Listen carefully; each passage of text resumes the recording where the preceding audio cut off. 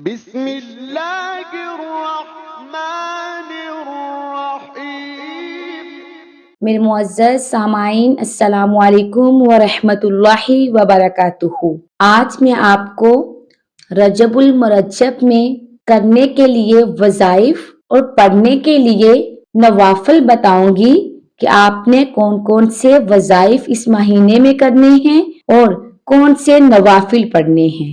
انشاءاللہ ایسا کرنے سے اللہ پاک آپ سے راضی ہو جائے گا، اور جب اللہ آپ سے راضی ہو جائے گا تب آپ کے سارے بگڑے ہوئے کام بن جائیں گے۔ آپ نے ویڈیو کو آخر تک دیکھنا ہے تاکہ آپ سے کچھ بھی مس نہ ہو۔ انشاءاللہ جب آپ یہ وظائف کر لیں گے، خدا کی عزت کی قسم، ہمارے مانگنے میں تو کمی ہو سکتی ہے لیکن رب کے دینے میں کوئی کمی نہیں ہوگی۔ آپ نے پورے یقین کامل کے ساتھ ان وظائف کو اور نوافل کو پڑھنا ہے۔ اب میں آپ کو بتاتی ہوں کہ آپ نے کون سے نوافل پڑھنے ہیں۔ آپ نے صلاۃ التوبہ کے نوافل پڑھنے ہیں۔ مغرب یا عشاء کی نماز کے بعد آپ نے 2 نوافل یا آپ 4 نوافل، 6 نوافل، 8 نوافل پڑھ سکتے ہیں۔ صلاۃ التوبہ کی نیت کرنی ہے، پھر آپ نے یہ نوافل ادا کرنے ہیں۔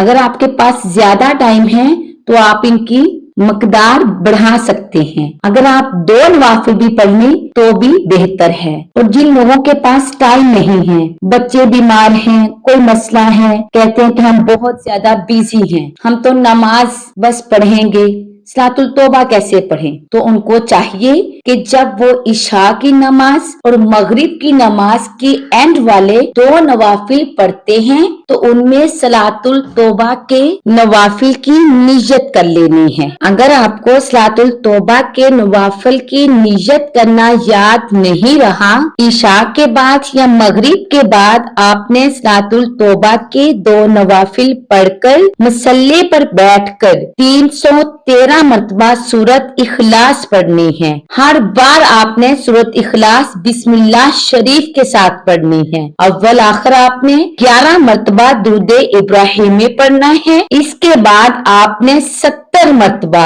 یہ پڑھنا ہے، استغفر اللہ الذی لا الہ الا هو الحی القیوم واتوب الیہ۔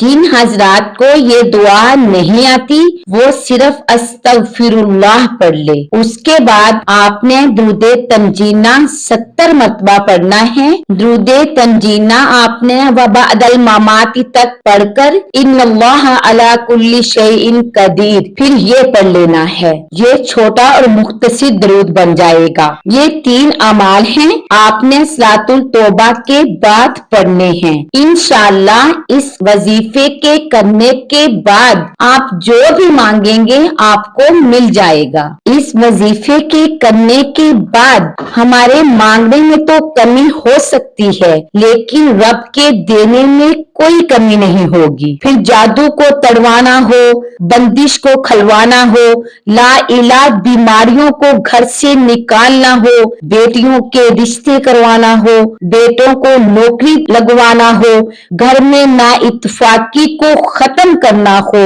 اس کو محبت میں بدلنا ہو، کاروبار کو بڑھانا ہو، صحت کو اچھا کروانا ہو، یہ سب اب ہم پہ ہیں۔ ہم مانگتے جائیں گے، اللہ ہمیں عطا کرتا جائے گا۔ صلاۃ التوبہ ہم نے روزانہ پڑھنی ہے۔ اگر آپ کے پاس ٹائم نہیں ہے تو آپ 2 نوافل ہی پڑھ سکتے ہیں۔ اگر ہمیں کوئی پریشانی نہیں ہے، کوئی مشکل نہیں ہے، اللہ پاک نے ہمیں ہر طرح کی آفات و بلیات سے محفوظ رکھا ہوا ہے تو ہم یہ وظائف اور یہ صلاۃ التوبہ کے نوافل اللہ کی رضا کے لیے، اس کی محبت کے لیے، اس کے قرب کو حاصل کرنے کے لیے پڑھ سکتے ہیں۔ انشاءاللہ جب ہم یہ پڑھیں گے اللہ ہم سے راضی ہو جائے گا، پھر ہم جو بھی مانگیں گے ہمیں مل جائے گا۔ مجھے امید ہے کہ آپ کو میری بات سمجھ آگئی ہوگی۔